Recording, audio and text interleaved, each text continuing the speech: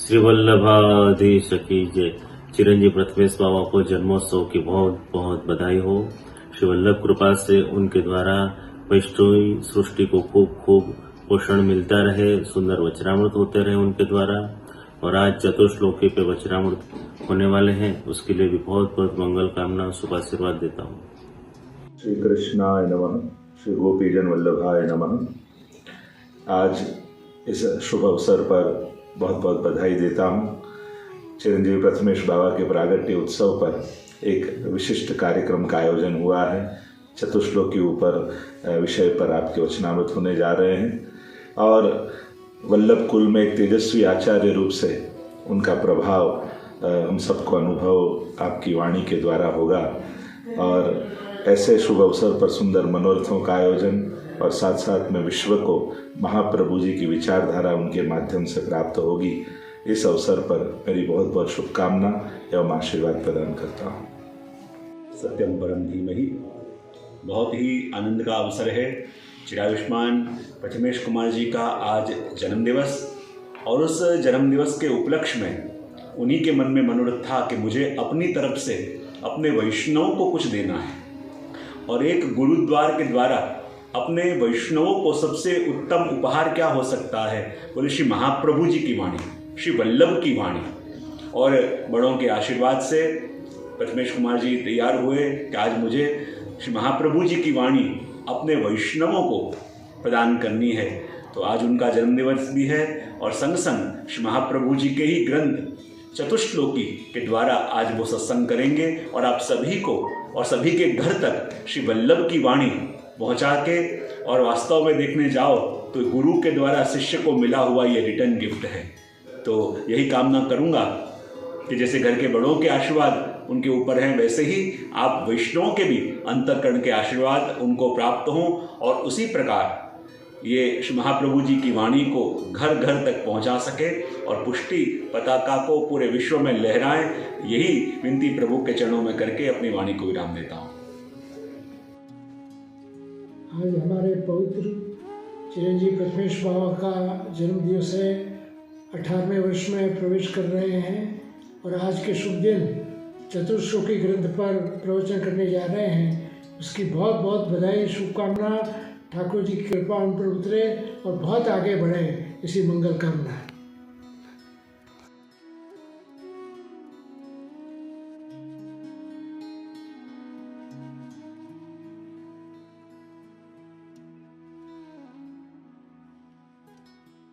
श्री वल्लभाधीश की जय, श्री गोपाल लाल प्यारे की जय, श्री गोवर्धन नाथ की जय।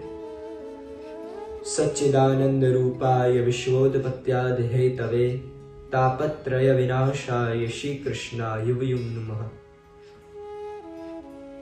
આજે ખૂબ આનંદનો દિવસ છે। આજે આપણે બધા ચતુશ્લોકી ગ્રંથનું રસપાન કરવા અહીંયા એકત્રિત થયા છે।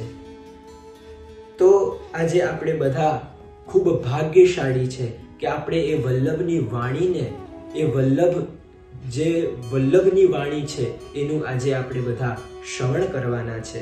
તો આપણા ભગવદીજનો કહે છે કે જેમ કૃષ્ણએ વેણુનાદ કર્યો એવી રીતે વલ્લભે વેણુનાદ કર્યો। તો આપણને લાગે કૃષ્ણએ વેણુનાદ કર્યો એ તો આપણને ખબર પડે, એ તો આપણે ચિત્રમાં એ જોઈએ છે, પણ વલ્લભે વેણુનાદ કર્યો એ આપણને કેવી રીતે ખબર પડે? તો વલ્લભના વચનામૃતો, વલ્લભની વાણી એ કાંઈ નહીં, એ સાક્ષાત વલ્લભનો વેણુનાદ જ છે। અને જ્યારે મહાપ્રભુજી કોઈ ગામના બહાર બિરાજીને વચનામૃત કરતા, અને કોઈને આમંત્રણ આપવાની જરૂરત નથી પડતી, લોકો એમની વાણીથી ખેંચાતા વલ્લભની વાણીથી, એમના વચનામૃતથી ખેંચાતા વલ્લભની શરણે આવી જતા। અને વલ્લભનો જીવનમાં અનુભવ કેવી રીતે થાય? તો વલ્લભનો અનુભવ 6 રીતે થાય। એક તો વલ્લભ ક્યાં ક્યાં બિરાજે છે, વલ્લભ પ્રગટ ક્યાં ક્યાં બિરાજે છે? તો પહેલો સ્થાન કયો? બેઠકજી। જ્યાં જ્યાં મહાપ્રભુજીની બેઠકજીઓ છે ત્યાં ત્યાં વલ્લભ નિત્ય બિરાજે છે। બીજું કયું? જપમાલા। જેનાથી આપણે પ્રભુનું નિત્ય નામ લઈએ છીએ, જેનાથી આપણે રોજે પ્રભુનું સ્મરણ કરીએ છીએ, એ જપમાલામાં પણ નિત્ય પ્રભુ બિરાજે છે. ચોથું કયું? પાદુકાજી. જ્યાં જ્યાં ઠાકોરજીના પાદુકાજી છે, વલ્લભના પાદુકાજી છે, ત્યાં પણ વલ્લભ નિત્ય બિરાજે છે. ચોથું કયું? હસ્તાક્ષર. જ્યાં જ્યાં મહાપ્રભુજીના હસ્તાક્ષર છે ત્યાં ત્યાં વલ્લભકુલ નિત્ય બિરાજે, ત્યાં મહાપ્રભુજી નિત્ય બિરાજે છે. અને પાંચમું કયું? વલ્લભકુલ. જ્યાં જ્યાં વલ્લભકુલ બિરાજે છે ત્યાં મહાપ્રભુજી નિત્ય બિરાજે છે. અને છઠ્ઠું કયું? ગ્રંથો. જ્યાં જ્યાં ગ્રંથો બિરાજે છે ત્યાં ત્યાં મહાપ્રભુજી આપણને સ્વયં પ્રગટ ત્યાં બિરાજે છે. તો આજે આપણે આ ગ્રંથનો સ્મરણ કરી રહ્યા છે, તો આ ગ્રંથોનું નામ કોઈ પણ હોય, પણ આજે આપણે મહાપ્રભુજીને જ આજે આપણે સાંભળવાના છે, મહાપ્રભુજીની વાણીને જ આપણે આજે શ્રવણ કરવાની છે. તો આ મહાપ્રભુજીની વાણી આપણા જીવનમાં કેવી રીતે અસર કરે? તો આ આપણા જીવનમાં કેવી રીતે અસર કરી શકતી હોય છે? તો 3 વસ્તુ છે. એક શેક, બ્રેક અને રીમેક. તો જ્યારે શેક એટલે શું? હલાવો. તો જ્યારે આપણને કોઈ એક કુંડો હોય અને એમાંથી તમને કોઈ નીચે વસ્તુ જતી રહી હોય, એને તમે ઉપર લાવી હોય તો તમે શું કરો? શેક કરો. તો શેક કરો તો એ વસ્તુ ઉપર આવે. તો એવી જ રીતે આપણે બહુ પહેલાથી કોઈ બહુ સમય સુધીની કોઈ વસ્તુ પહેલા સાંભળી હોય અને એ આપણે ભૂલી ગયા હોય, પણ જ્યારે આપણને વલ્લભ શેક કરે તો આપણને એ વસ્તુ યાદ આવે, અને જ્યારે આપણને એ વસ્તુ યાદ આવે તો આપણે આપણું સ્વરૂપ જાણી શકીએ. તો એટલે પ્રભુ પહેલા આપણને શેક કરે અને પછી આપણને બ્રેક કરે. બ્રેક શાના માટે? આપણી ખોટી માન્યતાઓને તોડે, ખોટા ગ્રંથિઓને તોડે.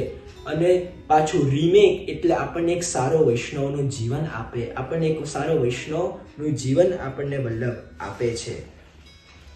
અને આ જે 16 ગ્રંથ છે, આપણા ત્યાં 2 ગીતાઓ ખૂબ પ્રચલિત છે. એક તો ભગવદ્ ગીતા, જે કૃષ્ણએ અર્જુનને કહી, અને જે બીજી છે એ છે વલ્લભ ગીતા. જે ભગવદ્ ગીતા છે એમાં જ્યારે અર્જુનને સંશય જાગ્યો, એના અંદરથી બહુ ઈચ્છા જાગી કે હવે મારે શું કરવું જોઈએ, અંદરથી ચિંતા જાગી, ત્યારે કૃષ્ણએ એમને જે ઉપદેશ આપ્યો એને કહેવાયું ભગવદ્ ગીતા. પણ જ્યારે વૈષ્ણવના મનમાં પ્રશ્નો જાગ્યા, વૈષ્ણવના મનમાં ચિંતા જાગી, એનું સમાધાન મહાપ્રભુજીએ કર્યું, એને આપણે વલ્લભ ગીતા એટલે આપણે 16 ગ્રંથ કહીએ છીએ. અને મહાપ્રભુજી ચતુશ્લોકીમાં આપણને આજ્ઞા કરે છે, વૈષ્ણવનો ધર્મ, અર્થ, કામ, મોક્ષનો દર્શન કરાવે છે. તો વૈષ્ણવનો ધર્મ શું, અર્થ શું, કામ શું અને મોક્ષ શું? આપણે સાધારણ દ્રષ્ટિથી જોઈએ તો લોકોને એવું લાગતું હોય કે ધર્મ એટલે શું? એટલે જપ તપ કરવું, લોકોને ધર્મ લાગે. અર્થ એટલે શું? લોકોને લાગે રૂપિયા પૈસા કમાવો, એ લોકોને અર્થ લાગે. કામ એટલે શું? તો લોકોને લાગે આપણી મનની ઈચ્છાઓને પૂરી કરવી, એ લોકોને કામ લાગે. અને મોક્ષ એટલે શું? તો લોકોને લાગે પાછા જે એકવાર મરી જઈએ એના પછી પાછું આવવાનું નહીં, એ લોકોને લાગે મોક્ષ છે. તો આપણે આ સાધારણ દ્રષ્ટિથી તો જોયું, પણ આપણા વૈષ્ણવના દ્રષ્ટિથી, આપણા પુષ્ટિ માર્ગના દ્રષ્ટિથી આ ધર્મ, અર્થ, કામ, મોક્ષ શું છે? તો ચાલો આપણે આ ચતુશ્લોકી ગ્રંથના અંદર જઈએ અને જાણીએ કે વૈષ્ણવનો ધર્મ શું, અર્થ શું, કામ શું અને મોક્ષ શું. તો જેમ મહાપ્રભુજી આ 16 ગ્રંથ રચ્યા, પણ એમાં કોઈ ને કોઈ વૈષ્ણવને મહાપ્રભુજીએ નિમિત્ત બનાવ્યા છે. તો આ ચતુશ્લોકી ગ્રંથના અંદર નિમિત્ત બન્યા રાણા વ્યાસ, ગોધરાના રાણા વ્યાસ. તો રાણા વ્યાસ ખૂબ પ્રકાંડ વિદ્વાન હતા, ખૂબ જ્ઞાની હતા, અને એમને એટલો જ્ઞાનનો બોજ માથે ચઢી ગયો હતો. બધાને શાસ્ત્રાર્થ કરવા જતા અને બધાને પરાસ્ત કરી દેતા. અને ધીમે ધીમે એમનો અહંકારે વધવા લાગ્યો. ધીમે ધીમે બધાને હરાઈને એમના અહંકારને વધારવા લાગ્યા. અને જે એમના ગામમાં કોઈ આવતું તેમને કહેતા કે તમે મારા સાથે શાસ્ત્રાર્થ કરો. અને ધીમે ધીમે એમને લાગવા લાગ્યું કે હું તો ખૂબ જ્ઞાની છું, કે મારા જેવું જ્ઞાની કોઈ છે જ નહીં, પણ વિદ્યાની નગરી તો કાશી છે. તો હું એવું કરું, કાશીમાં જઈને ત્યાંના બધા વિદ્વાનોને પરાસ્ત કરું, ત્યારે મને શાંતિ મળશે. અને આપણા પ્રભુ એ કેવા છે કે પ્રભુ કોઈ પણ વસ્તુ સહન કરે, પણ કોઈના મનમાં અહંકાર આવે એને તરત પ્રભુ તોડી દે છે, એના અહંકારને તોડી દે છે. તો જ્યારે ત્યાં ગયા, ત્યાં એટલી ખરાબ રીતથી હાર્યા. એમને લાગ્યું કે એમનું પૂરું અહંકાર તૂટી ગયું, એટલા ખરાબ રીતથી હાર્યા. હવે એમને લાગવા લાગ્યું કે હવે આ જીવન શું કામનું. અને ગંગાજીના પાસે આવ્યા અને વિચારવા લાગ્યા કે અહીંયા જઈને કૂદી જવું અને મરી જવું. અને જ્યાં ગંગાજીના તટ ઉપર આવ્યા ત્યાં જ મહાપ્રભુજી બિરાજમાન છે. મહાપ્રભુજીને જોયા, પ્રભુના દર્શન થયા. અને ત્યાં જ એમના પાસે ગયા ત્યારે જ કૃષ્ણદાસ મેઘન એક પ્રશ્ન પૂછ્યો કે પ્રભુ, કે આ તો કાશી તો મોક્ષ આપવા વાળી નગરી છે, તો કોઈની આમ સામાન્ય મૃત્યુ થાય એને તો મોક્ષની પ્રાપ્તિ થાય, પણ કોઈ અહીંયા આવીને આત્મહત્યા કરવાની કોશિશ કરે તો એને મોક્ષની પ્રાપ્તિ થાય. તો ત્યારે મહાપ્રભુજીએ કીધું કે જે અહીંયા આમ જ મૃત્યુ થાય એને તો મોક્ષની પ્રાપ્તિ થાય, પણ કોઈ અહીંયા આવીને આત્મહત્યા કરવાની કોશિશ કરે કે પ્રયાસ કરે તો એને તો 7 જન્મો સુધી એને ખરાબ વીતે છે. તો ત્યારે જ એ જે રાણા વ્યાસ હતા એમને લાગ્યું કે હું શું કરવા જઈ રહ્યો હતો. હવે મને જેનાથી આ દ્રષ્ટિ મળી છે તો હવે હું એમના શરણે જઉં. અને ત્યારે જ એમના વલ્લભના શરણે આવ્યા. એમને કીધું કે હવે મને મારું કર્તવ્ય બતાવો, મારું કર્તવ્ય શું છે. ત્યારે મહાપ્રભુજીએ કીધું કે આ જ્ઞાનનું બોજ મૂકીને તમે ભક્તિની ઓર આગળ વધો. તો ત્યારે એમને કીધું કે મને તો ભક્તિ કેવી રીતે કરાય, ભક્તિ શું છે મને તો ખબર નથી. પણ ત્યારે મહાપ્રભુજીએ એમને વૈષ્ણવના ધર્મ, અર્થ, કામ અને મોક્ષનું દર્શન કરાવ્યું. તો આવી રીતે આ પ્રસંગ બન્યો હતો. તો હવે ચાલો આપણે બધા આ ચતુશ્લોકી ગ્રંથના અંદર આગળ વધીએ. મહાપ્રભુજી આપણને પ્રથમ શ્લોકની અંદર આજ્ઞા કરે છે અને સમજાવે છે, સર્વદા સર્વભાવેન ભજનીયો વ્રજાધિપ, કે સર્વભાવથી પ્રભુની સેવા કરવી એ જ આપણું વૈષ્ણવનું મુખ્ય કર્તવ્ય છે. અને સેવા કયા સમયે કરવી, સેવા કયા સમયે આપણે કરવી જોઈએ જેમાં આપણે આપણું 100% પ્રભુને આપી શકીએ.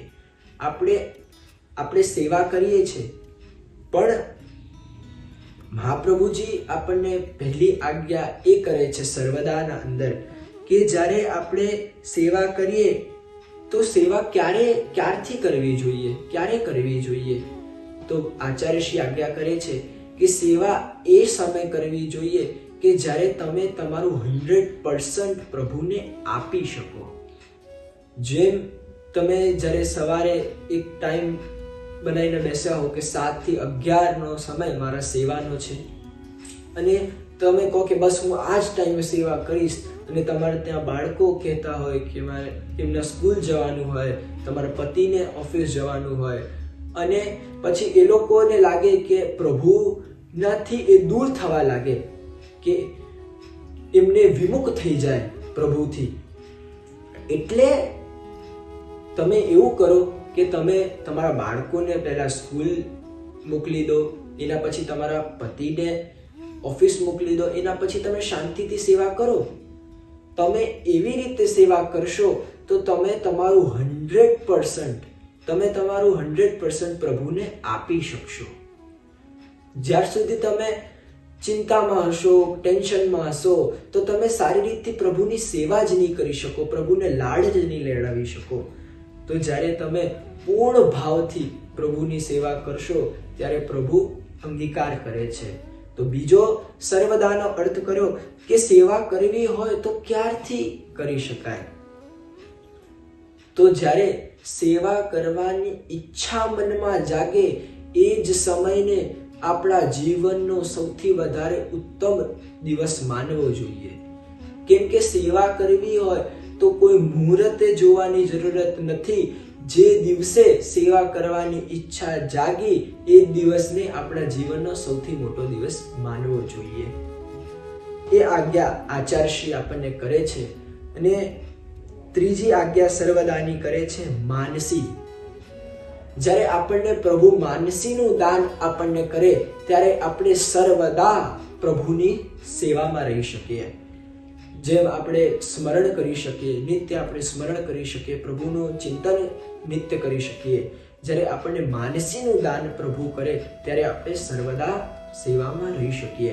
આશ્કર્ણજીનો એ પ્રસંગ આ બધાને ખબર જ હશે કે જ્યારે આશ્કર્ણજી યુદ્ધમાં હતા અને પ્રભુની સેવામાં પહોંચી ગયા, અને યુદ્ધમાં હતા અને પ્રભુની સેવામાં પહોંચી ગયા, અને ત્યાં જ કઢીની રોટી લઈને ત્યાં જતા હતા, પ્રભુની સેવામાં જતા હતા, અને ત્યાં જ એ કઢીની જે વસ્તુ હતી એ તૂટી અને જ્યાં નીચે ગીરી તો ત્યારે જ એમના વસ્ત્રો પૂરા કઢીવાળા થઈ ગયા. તો જ્યારે આપણે એવી રીતે સર્વદા આપણને પ્રભુ માનસીનું દાન આપે ત્યારે આપણે સર્વદા આમાં પ્રભુની સેવામાં રહી શકીએ, સર્વદા આપણે રહી શકીએ. તો અને મહાપ્રભુજીએ સર્વદાનો ચોથો અર્થ કર્યો કે પ્રભુ ભગવત સેવા એ જ આપણો એક મુખ્ય ધર્મ છે.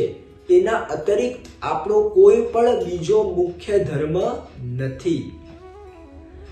બહુ બધા લોકો કહેતા હોય છે કે અમે લોકો તો એટલા બધા ચેરિટી કરીએ છીએ, ફંડ કરીએ છીએ, તો સેવા ન કરીએ તો એમાં શું વાંધો, એમાં શું પ્રોબ્લેમ? અમે તો આ બધી વસ્તુઓ તો કરીએ જ છે ને. પણ જેમ તમે આટલા બધા ઝીરો લાગ્યા હોય અને એમાંથી તમે એક નીકાળી દો તો પછી એની કોઈ વેલ્યુ રહે કે ન રહે? તો જ્યારે તમે એમાંથી ઝીરોમાંથી એકડો નીકાળી દો તો પછી એની કોઈ વેલ્યુ નથી રહેતી. તમે પછી કેટલાય ઝીરો લગાવો એ ઝીરો જ કહેવાય. એવી જ રીતે આ સેવા એ એક એકડો છે. તો જેમ 32 પુતલીના વાર્તાઓમાં પણ આપણે જોઈતા હોઈએ છે ને કે જ્યારે રાજા સિંહાસનમાં બિરાજ્યા હતા અને એક પુતલીએ એમને પ્રશ્ન પૂછ્યો કે રાજા, હું તમને એક પ્રશ્ન પૂછું કે જેમ એક મહેલ હતું અને એમાં એમનો એક ચોકીદાર હતો, એમનો એક સૈનિક હતો, અને એ સૈનિક રાતે સૂઈ ગયો અને એને એક સ્વપ્ન આવ્યું કે અહીંયા એના ગામમાં હમલો થવાનો છે અને એને જે સ્વપ્ન આવ્યું એને જઈને એના જે સેનાપતિ હતા એમને કીધું, અને એ વાત સાચી નીકળી. તો ત્યારે એ લોકોએ યુદ્ધ પણ જીતી લીધું, એ લોકો યુદ્ધ જીતી પણ ગયા. તો ત્યારે એ જે વ્યક્તિ હતો એને એ લોકો ઇનામ આપશે કે એને નોકરીમાંથી કાઢી દેશે? ત્યારે એ રાજાએ કીધું કે એને ઇનામ તો આપે છે, કેમ કે એને રાજ્ય બચાવ્યું છે, પણ એને નોકરીમાંથી પણ કાઢશે. તો એ ત્યારે પુતલીએ પૂછ્યું કે કેમ નોકરીમાંથી કેમ કાઢશે? કેમ કે એણે તો આ રાજ્યને બચાવ્યો છે, તો એને કેમ નોકરીમાંથી કાઢશે?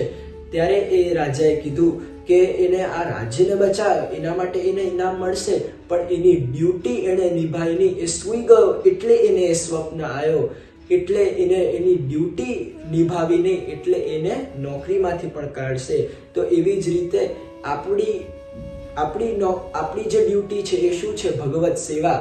તો જ્યારે આપણે આપણી ડ્યુટી નહીં કરીએ તો આપણે પ્રભુના દાસ તરીકેની સેવાથી આપણે દૂર થઈ જતા હોઈએ છીએ. તો આ આજ્ઞા પ્રભુ આપણને સમજાવે છે. સર્વદાનું તો આપણે દર્શન કર્યું, પણ આગળ આચાર્યશ્રી આપણને આજ્ઞા કરે છે સર્વદા સર્વભાવેન. એટલે આપણે જોતા જ હોઈએ છે કે ઘણીવાર વૈષ્ણવ અમારા પાસે આવે અને કહેતા હોય છે કે જે અમે સેવા તો કરીએ છીએ પણ ભાવ જાગતો નથી. તો તમે જે પ્રભુની સેવા કરો છો એમને જાણો છો ખરા? તો તમે એમને જાણ્યા જ નથી તો એમનામાં પ્રેમ કેવી રીતે થાય? એમનામાં પ્રેમ નથી થયો તો એમનામાં ભાવ કેવી રીતે જાગે? એમનામાં ભાવ નથી જાગ્યો તો પછી આપણે સેવા જ કેવી રીતે કરી શકીએ? તો આપણને પ્રભુને જાણવા હોય તો આપણે કેવી રીતે જાણી શકીએ પ્રભુને? તો આપણે પ્રભુને જાણવા હોય તો આપણે 3 રીતથી પ્રભુને જાણી શકીએ. એક છે સ્વરૂપ ભાવના, બીજું છે લીલા ભાવના અને ત્રીજું છે ભાવ ભાવના. સ્વરૂપ ભાવના એટલે આપણે જાણીએ કે જે ઠાકુરજી આપણા ઘેર બિરાજે છે એમનું સ્વરૂપ શું છે. એમના હાથમાં બાંસુરી છે, એમના હાથમાં લાડુ છે, એમના ચિહ્નોને ઓળખીએ. જ્યારે આપણે આ બધી વસ્તુઓ ગુરુ પાસે પૂછીએ ત્યારે આપણે એમના સ્વરૂપ ભાવનાને જાણીએ.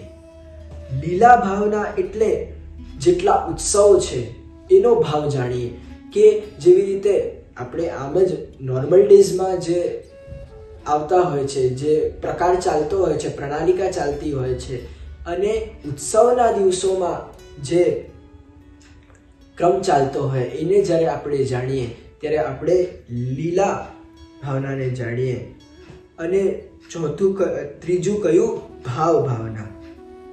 ભાવ ભાવના એટલે આપણે જાણીએ કે જેટલા પણ જ્યાં ઠાકોરજી બિરાજે છે એમના જે ખિલોના છે, એમના ખિલોનાનો સ્વભાવ, એમની જે પીછવાઈમાં જે ગાયો છે એમનો સ્વભાવ, એમના ગોપ ગ્વાલ છે, ગોપીઓ છે એમનો સ્વભાવ. તો જ્યારે આપણે આ 3 વસ્તુ જાણીશું ત્યારે આપણે સાચા અર્થમાં પ્રભુને જાણી શક્યા એવું કહી શકાય. અને આગળ આચાર્ય શ્રી આજ્ઞા કરે છે, ભજનીયો વ્રજાધિપ. ભજનીયો એટલે આપને લાગશે ભજનીયો એટલે શું? મહાપ્રભુજી એવું કહે છે કે ભજન કરવો?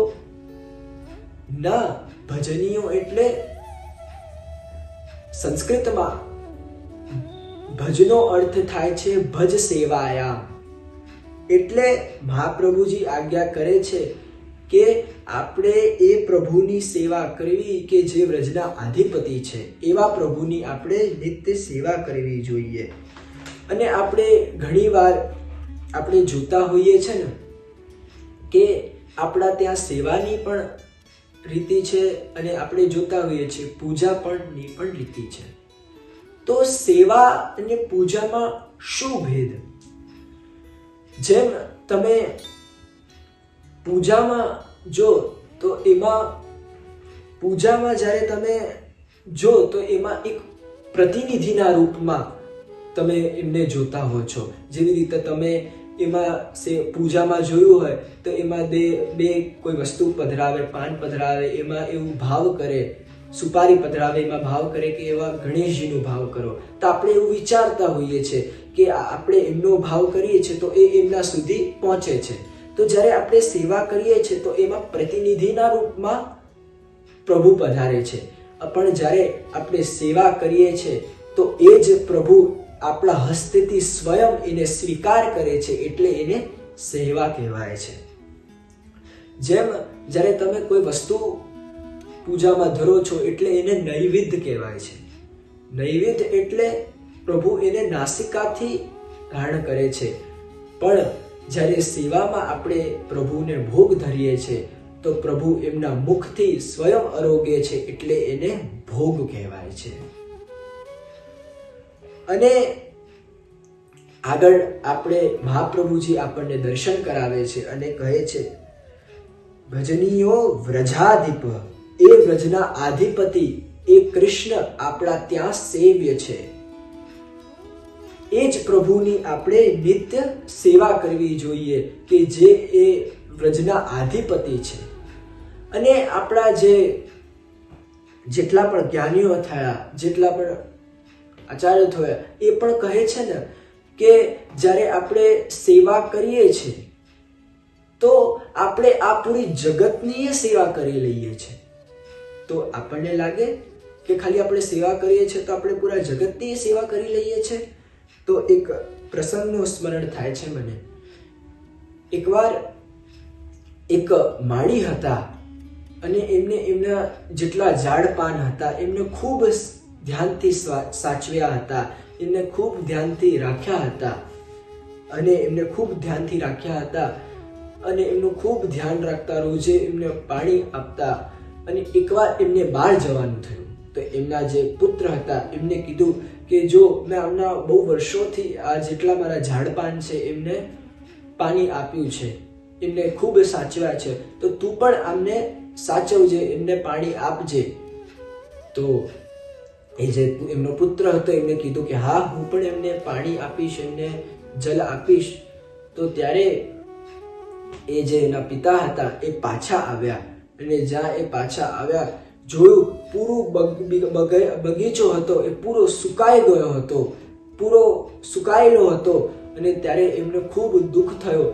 એમના પુત્રને બોલાવ્યા અને કીધું કે ખાલી મેં તને આટલું કામ આપ્યું હતું કે ખાલી તું આજે ખાલી પાણી નાખવાનું કાર્ય તને આપ્યું હતું અને તું આટલું ના કરી શક્યો.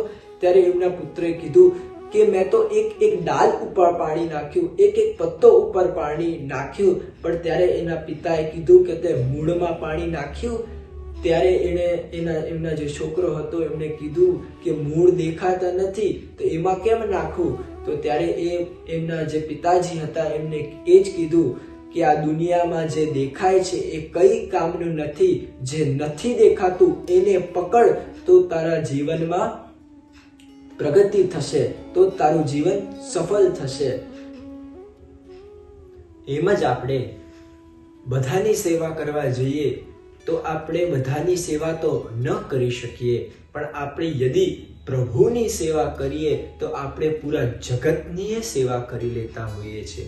તો આ પ્રથમ શ્લોકની અંદર આપણને આજ્ઞા કરતા હવે આપણે બીજા શ્લોકનું દર્શન કરીએ. એવં સદા સ્વકર્તવ્યમ સ્વયમેવ કરિષ્યતિ પ્રભુ સર્વ સમર્થો હિ તતો નિશ્ચિંતતામ મુજે. મહાપ્રભુજી આજ્ઞા કરે છે કે આપણે આપણું ધર્મ નિભાવવું જોઈએ, આપણે પૂર્ણ ભાવથી સેવા કરવી જોઈએ અને આપણે પ્રભુના ઉપર દ્રઢ ભરોસો રાખવો જોઈએ કે પ્રભુ જે કરશે મારા સારા માટે કરશે. પ્રભુ સર્વ સમર્થ છે હર કાર્ય કરવામાં. એ આપણા માટે જે કરશે આપણા માટે ઉત્તમ કરશે, કેમ કે એ સર્વ સમર્થ છે. જેમ આપણે સાધારણ દ્રષ્ટિએથી એ જોયું અર્થનું, તો સાધારણ દ્રષ્ટિથી આપણે જોઈએ તો લોકોને લાગે રૂપિયા, પૈસા, ધન એ બધું કમાવું એ લોકોને અર્થ લાગે છે. પણ આપણા વૈષ્ણવનો અર્થ શું છે? જેમ જ્યારે આપણે બ્રહ્મ સંબંધ લીધો અને એ દિવસથી આપણો સાચો ધન કહો, આપણી સાચી સંપત્તિ કહો, એ તો આપણા પ્રભુ છે. આપણો સાચો ધન, આપણો સાચી સંપત્તિ તો આપણા પ્રભુ જ છે. એટલે ભગવદીજનોએ કહે છે ને, ધર્મ હિતે પાયો યહ ધન ધર્મ હિતે પાયો, કે અમે તો અમારા પ્રભુને ધન રીતેથી જ જોયા છે. એટલે આપણા ત્યાં તો રોજને રોજે ધનતેરસ હોય છે. બીજા લોકોને ત્યાં તો એક દિવસ ધનતેરસ હોય, પણ આપણા ત્યાં તો રોજને રોજ જ ધનતેરસ હોય છે. અપનો ધન ધોવત યશોદા મૈયા. જેમ યશોદા મૈયા ના લાલનને સ્નાન કરાવે છે, તો આપ બધા વૈષ્ણવ કેટલા ભાગ્યશાળી છો કે આપ બધા પણ આપના પ્રભુને રોજ નિત્ય પ્રભુને સ્નાન કરાવો છો. એ જ પ્રભુને જે ત્રિલોકના નાથ છે એમને તમે સ્નાન કરાવી રહ્યા છો. તો તો તમારી ભાગ્યની સરાહના કોણ કરી શકે?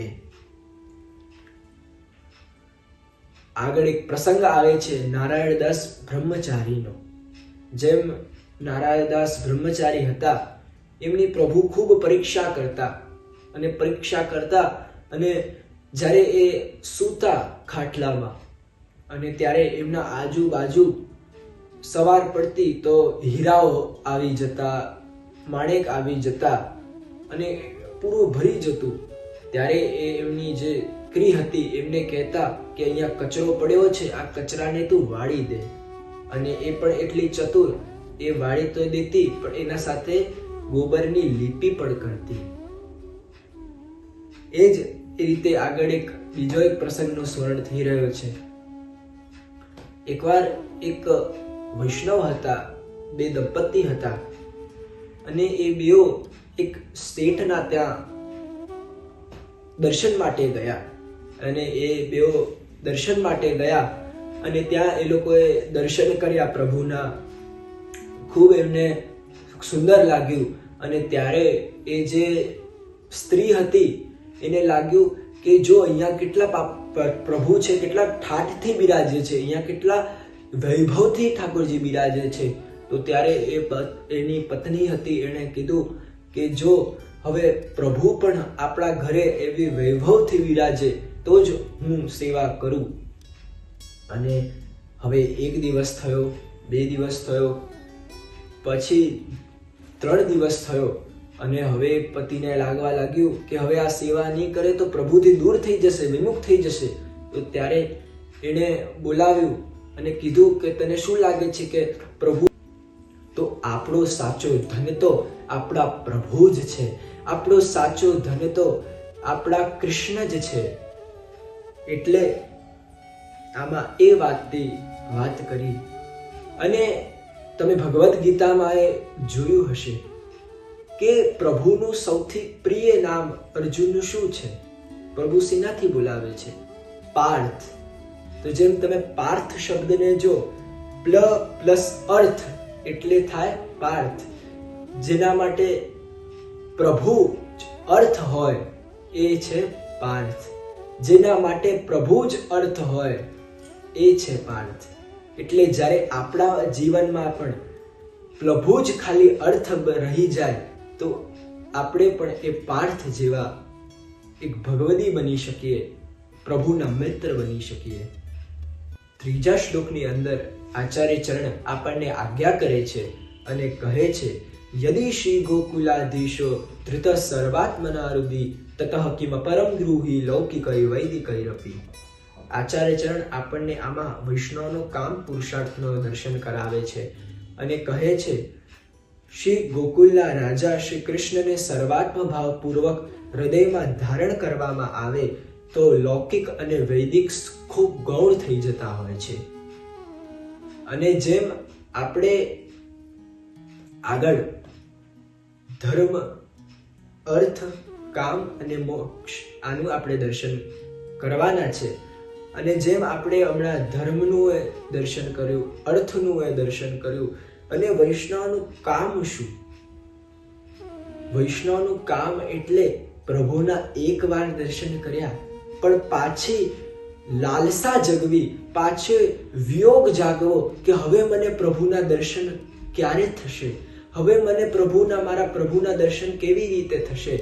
જેમ ગોપીઓ વ્રજમાં પ્રભુના દર્શન કરવા જતી પણ એ ક્યારે યશોદા મૈયા પાસે જતી અને એમને કહેતી કે જો તારો લાલો અમારા ત્યાંથી માખણ ચુરાઈ લે છે, તમારો લાલો અમારા ત્યાંથી ચોરીઓ કરે છે.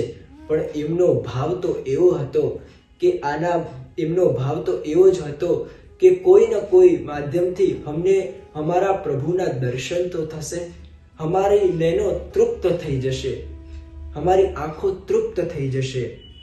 તો જેમ આપણા પ્રભુ એ કેવા છે? નવનીત. જેમ તમે નવનીતને આગની પાછળ લઈ જાઓ, આગની પાસે લઈ જાઓ તો એ પીગળી જાય છે. તો એવી જ રીતે આપણા વૈષ્ણવનો હૃદય કેવો છે? એ પણ પ્રભુના વિયોગથી તડપી રહ્યો છે. તો જ્યારે આપણા હૃદયમાં એ ભાવ આવે તો એવું માનવું કે પ્રભુએ સાચી કૃપા આપણા ઉપર કરી છે, અનહદ કૃપા આપણા ઉપર કરી છે. કેમ કે ભગવદીનો હૃદય શું છે? ભગવદીનો હૃદય કયો છે? જે પ્રભુના વિયોગમાં તડપી રહ્યો છે, પ્રભુના વિયોગમાં તડપી રહ્યો છે. જેમ ગોકુલનાથજીની પણ વાર્તાજીમાં આવે છે ને કે જ્યારે ગોકુલનાથજી પાર પધારતા હતા અને ત્યાં જ જંગલનો રસ્તો હતો અને ત્યાં જંગલના રસ્તામાં ગોકુલનાથજીની બંડી ફાટી ગઈ અને જ્યાં ગોકુલનાથજીની બંડી ફાટી ગઈ તો ત્યારે એમને વૈષ્ણવને નવી બંડી લાવવાનું કીધું. જ્યારે વૈષ્ણવ નવી બંડી લાવ્યા તો ત્યારે ગોકુલનાથજીએ કીધું કે આ તો કોરી બંડી છે, આને તપાઈને લાવ ત્યારે હું આને ધારણ કરું. હવે એ વૈષ્ણવ નવો હતો. હવે એને લાગ્યું કે આ જંગલમાં હું ક્યાં આગ ઢૂંઢવા જઉં અને ક્યાં આને તપાવું. ત્યારે એ ગોકુલનાથજીના એક કૃપાપાત્ર વૈષ્ણવ એમને મળ્યા અને એમને પૂછ્યું કે તમે કેમ એટલા મૂંઝાઓ છો? ત્યારે એમને કીધું કે ગોકુલનાથજીએ મને આજ્ઞા કરી છે કે આ બંડીને તપાઈને લાવ ત્યારે હું આને ધારણ કરું.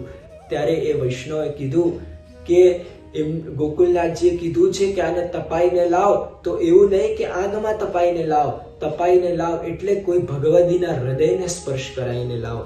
કેમ કે ભગવદીનો હૃદય શું છે કે જે સતત પ્રભુના વિયોગમાં તડપતું હોય છે. એ ભગવદીનું હૃદય, વૈષ્ણવનું હૃદય શું છે કે સતત પ્રભુના માટે તત્પર હોય છે, જે પ્રભુના માટે તડપતો હોય છે. તો આ આજ્ઞા ગોકુલનાથજી આપણને 3જા શ્લોકની અંદર આપણને કરે છે. અહીંયા આચાર્યશ્રી આપણને મોક્ષ પુરુષાર્થનું દર્શન કરાવે છે. અને જેમ આપણે હમણાં પહેલાં જોયું હતું કે લૌકિક માધ્યમથી આપણે જોયું કે મોક્ષ એટલે શું, તો એવું લોકો માનતા હોય કે એકવાર આપણે મરી જઈએ પાછા આવું નહીં, એ લોકો મોક્ષ માનતા હોય છે. પણ જીવ માત્રનો સ્વભાવ છે કોઈને બંધન ગમતું નથી, બધાને મુક્ત થવું છે. તો જેમ તમે જ્યારે કોઈ નાનો બાળક હોય એ સ્કૂલ જતો હોય તો એને તમે પૂછો કે તને સૌથી વધારે મજા શેમાં આવે સ્કૂલમાં? તને જ્યારે તું રમતો હોય ત્યારે તને મજા આવે, જ્યારે તું કંઈ બનાવતો હોય, પેઇન્ટિંગ કરતો હોય ત્યારે તને મજા આવે, જ્યારે તું ભણતો હોય ત્યારે મજા આવે? તો ત્યારે એ કહે કે ના, જ્યારે 12 વાગે અને જ્યારે એ બેલ વાગે અને જ્યારે ઘર જવાનો સમય આવે એ જ્યારે પ્રસન્નતા, એ જ્યારે ખુશી મળે એ ક્યારે નથી મળતી. તો એવી જ રીતે તમે કોઈ ઓફિસ વાળો હોય એને તમે પૂછો કે તમને સૌથી વધારે આનંદ ક્યારે આવે, તો એને તમારા પાસે તો એટલા બધા લોકો સાઇન લેવા આવ્યા હોય, એટલા બધા કામ હોય, તો પણ સૌથી વધારે તમને આનંદ ક્યારે આવે? પણ જ્યારે 6 વાગે અને જ્યારે ઘર જવાનો સમય થાય ત્યારે અમને શાંતિ મળે, ત્યારે અમને આમ અંદરથી પ્રસન્નતા થાય કે બસ હવે મુક્ત થઈ ગયા છે હર કાર્યમાંથી. તો હવે આપણને આગળ આપણે શ્લોકનું દર્શન કરીએ અને એનો અર્થ આપણે હવે જોઈશું. સર્વાત્મના શાશ્વત ગોકુલેશ્વર પાદયો સ્મરણમ ભજનમ ચાપી નત્યાચ મિતિ મે મતે. સર્વાત્મ ભાવ પૂર્વક ગોકુલના રાજાની સેવા અને સ્મરણ કદાપી છોડવું નહીં. અને વૈષ્ણવનું મોક્ષ એટલે શું? સેવામાં અને સ્મરણમાં રચેલા પચેલા રહેવું એ જ વૈષ્ણવનું મોક્ષ છે. અને આપણા ત્યાં તો પ્રભુને કહીએ છે કે પ્રભુ અમને આપ જન્મ આપો, કેટલાય જન્મ આપો, પણ અમને એક વસ્તુ મંજૂર નથી કે આપની સેવા ન મળે, એ અમને મંજૂર નથી. બસ અમને આપ જન્મ આપો, પણ બસ અમારો એક વાદો કે બસ અમને આપની સેવા જોઈએ છે, અમને આપ ખાલી જોઈએ છે. એટલે તો આપણે જ્યારે આપણે આરતી ઉતારતા હોઈએ છે, તમે દર્શન કર્યા હશે, જ્યારે આપણે કોઈ ઉત્સવ હોય ત્યારે આપણે 4 મુઠિયા વાળીને ફેંકતા હોઈએ છે કે પ્રભુ અમને તમારી આ મુક્તિઓ નથી જોતી, અમને જોઈએ છે તો બસ આપ જોઈએ છો, બસ આપની સેવા જોઈએ છે. અમને આ મુક્તિ નથી જોતી, બસ અમને જોઈએ છે તો બસ આપ જોવો છો, અમને આપની સેવા જોઈએ છે. તો આપણને લાગે પુષ્ટિ સેવા અને મર્યાદાની સેવામાં શું ભેદ? તો જ્યારે આપણે પુષ્ટિની સેવા જોઈએ તો આપણે ઉઠીએ છે તો એ આપણે પ્રભુ માટે ઉઠીએ છે કે મારે પ્રભુની સેવા કરવાની છે. અને મર્યાદામાં જોઈએ તો એમાં તો આપણે પ્રભુ માટે ટાઈમ કાઢવો પડે છે, પણ આપણે આ પુષ્ટિમાં જોઈએ તો આમાં તો આપણે સેવામાંથી આપણે ટાઈમ કાઢવો પડે છે. તો જ્યારે આપણે જીવ ઉઠે છે, વૈષ્ણવ ઉઠે છે, તો એ પણ શેના માટે ઉઠે છે કે હું સ્નાન કરે છે, શેના માટે કરે છે? પ્રભુની સેવા માટે કરે છે. એ ભોજન કરે છે, શેના માટે કરે છે? કે હું સારું ભોજન ખાઈશ તો હું પ્રભુની સેવા સારી રીતે કરી શકીશ. એ નોકરી કરે છે, શેના માટે કરે છે? કે પ્રભુની સેવા માટે. હું 2 પૈસા વધારે કમાઈશ તો હું પ્રભુને વધારે લાડ લડાઈ શકીશ. એ વધારે સારું ઘર લે છે, શેના માટે લે છે? કે હું પ્રભુને વધારે સુખ આપી શકું. તો વૈષ્ણવ જે પણ વસ્તુ કરે છે એ પ્રભુને સુખ આપવા માટે કરે છે. વૈષ્ણવ જે પણ વસ્તુ એ કરતા હોય છે એ પ્રભુને આનંદ આપવા માટે કરતા હોય છે. તો આપણે જેમ આ જાણ્યું કે મહાપ્રભુજીએ આપણને ખૂબ સુંદર રીતથી વૈષ્ણવનો ધર્મ, અર્થ, કામ અને મોક્ષનો દર્શન આપણને કરાવ્યો. તો આપણે પણ આ જે ધર્મ, અર્થ, કામ, મોક્ષ છે એને સમજ્યા તો છે, પણ હવે આપણે એને આપણા જીવનમાં પણ ઉતારીએ. જે ખૂબ સુંદર રીતે મહાપ્રભુજીએ આ ચતુશ્લોકી ગ્રંથના માધ્યમથી આપણને એક વૈષ્ણવી જીવન કેવી રીતે જીવવું, વૈષ્ણવી જીવનમાં આપણું ધર્મ શું, આપણું મોક્ષ શું, આપણને આ સમજાવ્યું. તો આપણે આવી રીતે જીવન જીવીશું તો આપણે એક સારા વૈષ્ણવ કહેવાઈશું. અને આજે આ બધાના માટે એક યુટ્યુબ ચેનલ દ્વારા આ લાઈવ કરવામાં આવ્યો છે, જેના માધ્યમથી આ બધા પણ લાભ લઈ શકો. અને આજે મારો જન્મદિવસે છે, તો જે હું આજે બોલી શક્યા છે અમે લોકો, તાજજીના, પિતૃચરણના, કાકાજીના બધાના આશીર્વાદ છે, મોટાઓના આશીર્વાદ છે, એટલે અમે આ બધું કહી શક્યા છે, આટલું બોલી શક્યા છે. તો આ બધાના આશીર્વાદ એમ જ મળતા રહે, એ જ પ્રભુના ચરણોમાં વિનંતી કરી મારી વાણીને પ્રભુના ચરણોમાં સમર્પિત કરું છું. શ્રી ગોપાલ લાલ પ્યારે કી જય.